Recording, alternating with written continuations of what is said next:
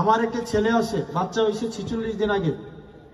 আমার ছেলে হাম্মাদ আব্দুল্লাহ, আমার ছেলেকে গত 46 দিনে আমি 46 ঘন্টাও দেখার সময় পাইনি। এ থাকে কার সাথে? সারাটা দিন মায়ের সাথে। আমি যখন বাসায় যাই, দেখা যায় রাতে ঘুমাইতে যাই, ও চিল্লি করলে আমি অন্য রুমে গিয়ে প্রয়োজনে ঘুমাই। মা কি যাইতে পারে যে মাকে একদিন ও কি কার কাছে দিয়ে অন্য রুমে গিয়ে ঘুমাইতে পারছে? আমি কিন্তু এটা করি, বা আপনারাও এটা করেন। অস্বীকার করতে পারবেন? করেন নাই? করছেন। যেই সন্তানটা মার কাছে 24 ঘন্টার মধ্যে 24 ঘন্টাই থাকে, মাটা যদি শিক্ষিত না হয়, তাহলে ওই মায়ের কাছে ওই সন্তান কি কিছু শিখবে? আপনারা প্রশ্ন করেন তো। তাহলে শিক্ষিত হওয়া বেশি দরকার কি আপনার নাকি আপনার বউয়ের?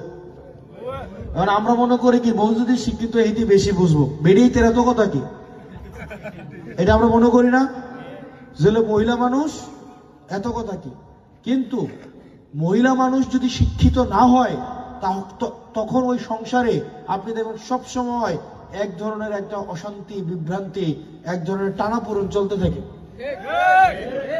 এটা অস্বীকার করতে পারবেন?